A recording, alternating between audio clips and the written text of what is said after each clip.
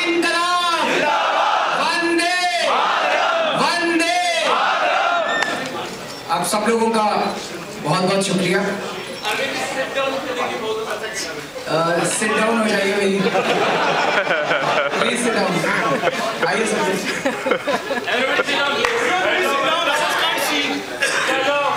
अरे वाह, बच्चों के लिए ताली बजा दीजिए।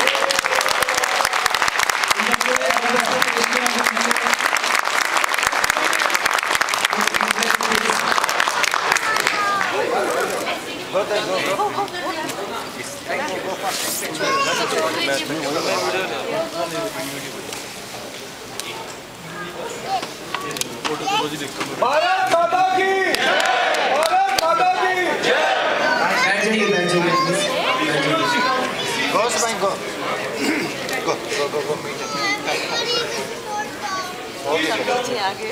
हम सब लोगों की जर्नी 3 साल पहले चालू हुई, 4 साल पहले अन्ना आंदोलन से। अन्ना आंदोलन के टाइम में हम सब लोग एक साथ आए थे। I am from Tamil Nadu. I don't. अच्छा, I'll try to mix Hindi and English. I can speak English. The only thing is that my mother tongue is Hindi, so मेरे दिल से बात जो निकलती है वो हिंदी में ही निकलती है। If you all permit, then maybe you can ask your neighbor to keep translating. America में आए और यहाँ तो हिंदी बनती है। If you don't mind, but I'll try to mix up two languages.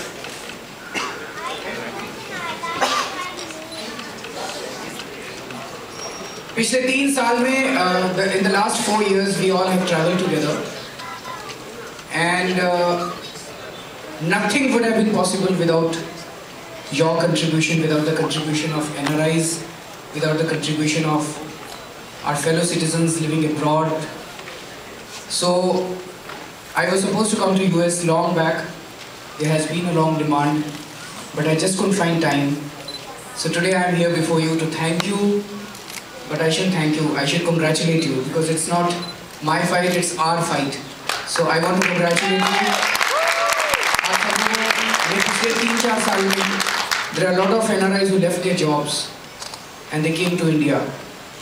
There are a lot of people who have been supporting from here. There are a lot of people who have been supporting in terms of time, calling campaigns, social media campaigns. They have been funding the party. So the fact that Aam Aadmi Party came to power in Delhi within a year of its formation, it wouldn't have been possible without your contribution. Thank you so much and big congratulations to all of you.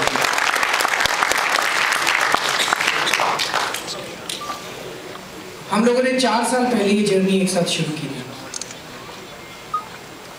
भ्रष्टाचार मुक्त Bharat, corruption free India, that was our goal. वो goal आज भी हम लोगों के सामने है। अभी भारत करप्शन फ्री नहीं हुआ, लेकिन बीच में एक मुकाम आया, देयर वाज अ माइलस्टोन कि हम लोग दिल्ली जीते। और दिल्ली जीतने के बाद, दिल्ली जीतने के पहले मैं भी खूब चिल्लाया करता था भ्रष्टाचार मुक्त भारत, भ्रष्टाचार मुक्त भारत। लेकिन एक दिल में कहीं ना कहीं कोने में there used to be a doubt whether it is possible to get rid of corruption in India. Many people used to say Indians are born corrupt. Bharat के तो लोग तो जन्मजात भ्रष्ट होते हैं, सुधर नहीं सकते। लेकिन मुझे ये लगता था कि Indians are first rate citizens who are victims of third class governance. आप ही लोग हैं, आप में से कितने लोग यहाँ आए US में, and many of you excel in your own fields. यहाँ पे अगर आप if you pick up the largest multinational companies, I think the top people you'll find are Indians. World over, if you see, Indians have made a name for themselves. But when they try to work in their own country, they don't succeed. क्यों? अभी मैं Dubai से आ रहा हूँ। Dubai used to be a desert just a few decades back. रेगिस्तान था, और Dubai में तेल भी नहीं था। जैसे दूसरे गल्फ कंट्रीज में तो oil has played a very important role in their economy. वहाँ तो तेल भी नहीं था, वहाँ पानी भी नहीं था। And today Dubai is a beautiful city. How was it possible? How did it become possible? Basically, a visionary leadership and the people, they came together and they created a beautiful city. हमारे देश में तो भगवान का दिया हुआ सब कुछ है. We have good mineral resources. We have नदियाँ हैं, पहाड़ है, जंगल है, जमीन है, पानी है, मिनरल्स है, तेल है, कोयला है, आयरन ओर है, सब कुछ है हमारे घर देश में. बहुत सारे लोग हैं और अच्छे अच्छे लोग हैं, अच्छे अच्छे लोग हैं. उसकी वजह से प्रॉब्लम है. अच्छे अच्छे लोग हैं, टैलेंट है, ह्यूमन रिसोर्स है, नेचुरल रिसोर्सेज हैं, लेकिन गवर्नेंस की प्रॉब्लम है. अगर ये गवर्नेंस ठीक हो जाए ना तो हम बहुत सारे देशों को पीछे छोड़ सकते हैं. सो अन्ना आंदोलन के टाइम से हम लोग चिल्लाया करते थे corruption free India, corruption free India, भ्रष्टाचार मुक्त Bharat. But is it really possible? ये सोचा करते थे. 49 दिन की जो हमारी सरकार बनी, फ्रैंकली जब हमारी सरकार बनी मुझे भी उम्मीद नहीं थी कि हम भ्रष्टाचार को दूर कर पाएंगे, नहीं कर पाएंगे. नीयत अच्छी थी, इंटेंट था, इंटेंशंस था, लेकिन एक मन में डर था. लेकिन 49 दिन के अंदर दिल्ली के अंदर हमने रिश्वतखोरी बंद कर दी थी. और अगर आपके ये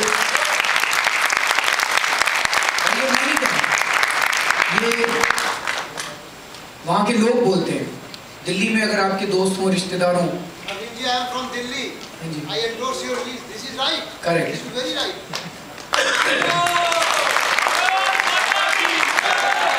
दिल्ली में पुलिस वालों ने पैसे लेने बंद कर दिए थे, विच इज अनहर्ड ऑफ. कि दिल्ली हमारे देश की पुलिस पैसे लेना बंद कर दे, which is supposed to be the most oppressive force in a country. Police वालों ने पैसे लेने बंद कर दिए थे. ट्रैफिक लाइट के ऊपर नॉर्मली इनके पैसे बंधे होते हैं हर हफ्ते, हफ्ता लेना बंद कर दिया था. पुलिस वालों ने FIR लिखनी चालू कर दी थी. पुलिस का एटीट्यूड बदल गया था. They became much more polite. MCD municipal corporation के लोगों ने पैसे लेने बंद कर दिए थे. ट्रांसपोर्ट डिपार्टमेंट के दलाल भाग गए थे. लोगों को 24 घंटे के अंदर ड्राइविंग लाइसेंस मिलने लग गया था ऑटोमेटिकली.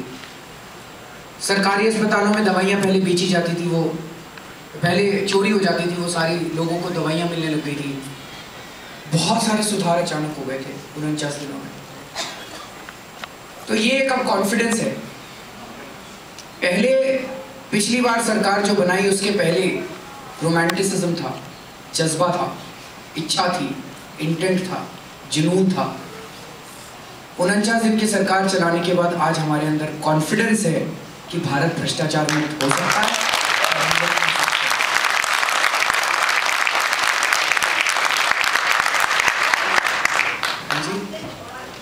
हाँ, हमने छोड़ा क्यों?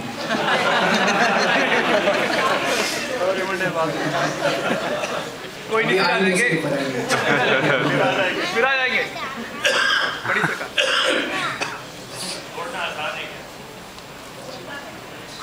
तो दोस्तों, जिस काम के लिए हम लोग निकले थे, मैं हमेशा ये कहता हूँ, कई सारे वॉलंटियर्स के मेरे पास मेल्स भी आते हैं. कई बार छोटी छोटी प्रॉब्लम से घबरा जाते हैं, ये ठीक नहीं है. अभी मैं इधर आ रहा था तो पीछे से एक वॉलंटियर ने कहा, सर बड़ा डिसऑर्गेनाइज्ड है, थोड़ा ठीक करो इसको. मैं ये कहना चाहता हूँ, हम दिल्ली से निकले थे. मान लीजिए चंडीगढ़ की ओर चले गए. मान लीजिए Chandigarh is our destination. Chandigarh is symbolizes भ्रष्टाचार मुक्त भारत और अपने सपनों का भारत. जो भी हमारा सपना था, मान लीजिए चंडीगढ़ वो सिंबलाइज करता है. दिल्ली से निकले, कुरुक्षेत्र पहुंच गए. कुरुक्षेत्र हमारा फर्स्ट माइलस्टोन था. कुरुक्षेत्र मतलब दिल्ली जीत गए, और दिल्ली के अंदर हमने इतना अच्छा काम करके दिखाया. तो इसका मतलब चल तो सही रास्ते पे रहे हैं. दिल्ली से निकले, कलकत्ता नहीं पहुंचे, मतलब भटके नहीं अपने रास्ते से. चंडीगढ़ की तरफ जा रहे हैं तो कुरुक्षेत्र ही पहुंचे. इसका मतलब रास्ता तो ठीक है. दिल्ली से निकले तो एक बस ले ली हम लोगों ने चलने के लिए. उस बस का नाम है आम आदमी पार्टी. वो बस बड़ी टूटी फूटी है, सीटें टूटी हुई हैं, कांच सारे टूटे हुए हैं, लेकिन चल रही है. कुरुक्षेत्र पहुंच गई. वहाँ पहुँच के जो सवारियाँ हैं आपस में लड़ने लगी. इसके तो शीशे टूटे पड़े हैं, ये तो बड़ी ख़राब है. मतलब शाजिया से हम कहते हैं शाजिया में छोड़ के चली गई, बड़ी ख़राब है पार्टी, बिखर रही है. ये हो गया, शीशे तो बस का क्लच सही काम कर रहा है, ब्रेक ठीक काम कर रहे हैं और ड्राइवर को रास्ता पता है, ड्राइवर पे भरोसा रखकर चल रहे हैं।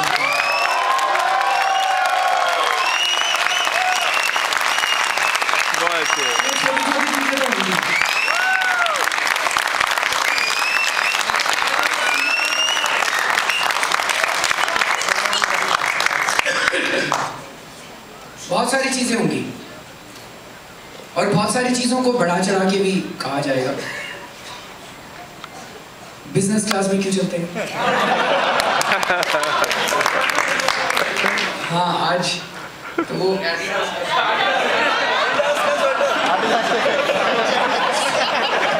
आज एडिडास का स्वेटर कहाँ से आ गया? नया स्वेटर है।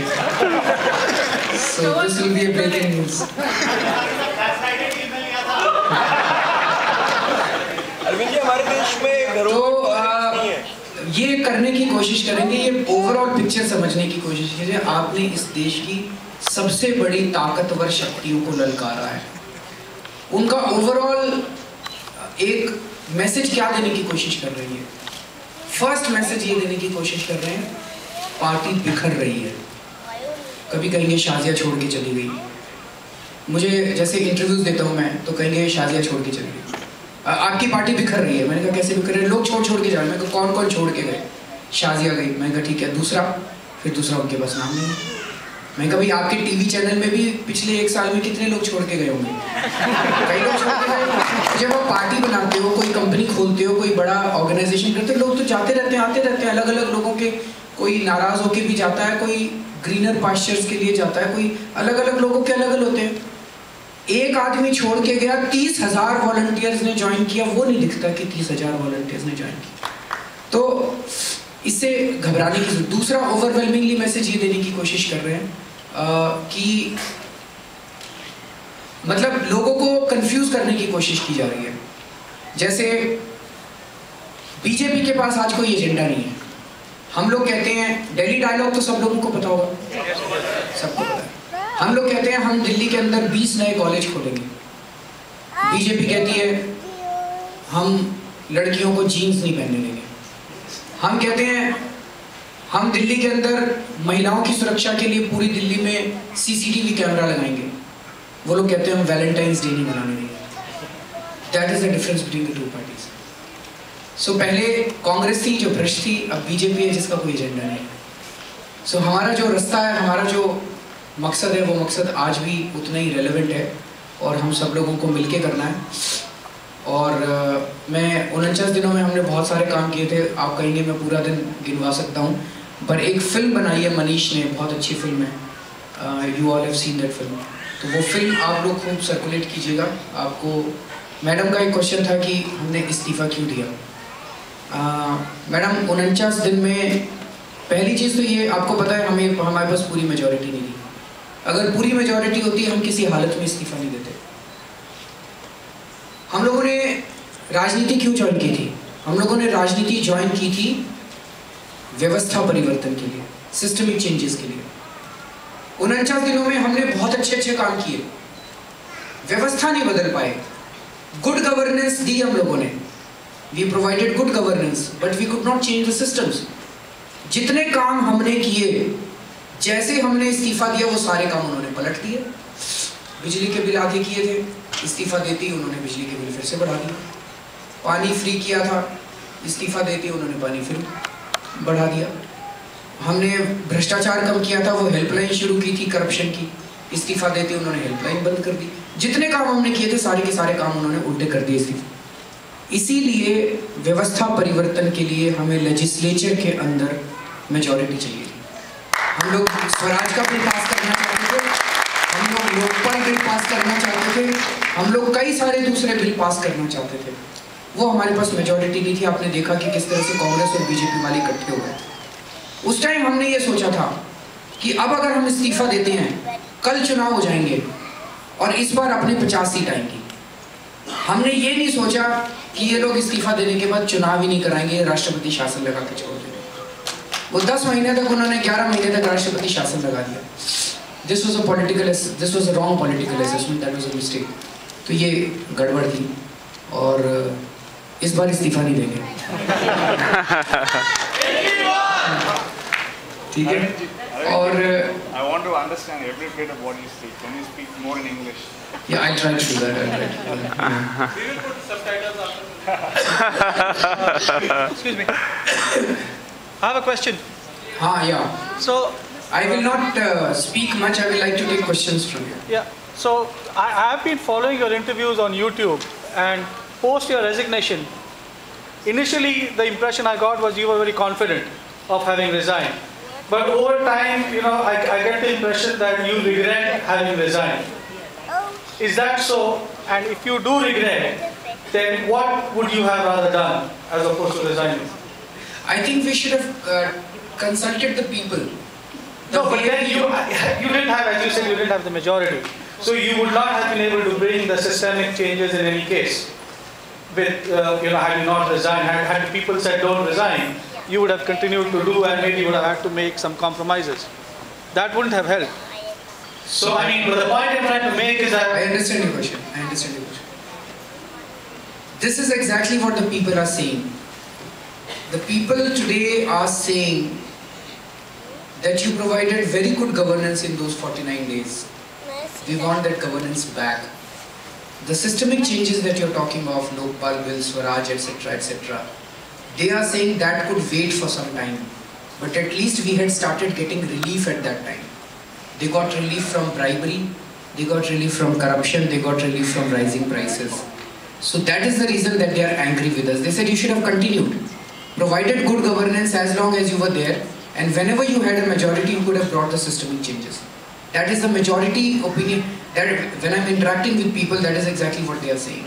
So I think before resigning, the way we consulted people before forming the government, we didn't want to form the government with Congress. But overwhelmingly, people said that you form the government. Similarly, before resigning, we should have consulted. Well, one more question. आप अपनी खांसी के लिए कुछ medicine ले रहे हैं या नहीं? मैं बहुत मेडिसिन ले चुका हूँ. सारे पैथी ट्राई कर चुका हूँ, होम्योपैथी, डिस्पैथी, एलोपैथी, फलाना पैथी, सब कुछ ट्राई कर चुका हूँ.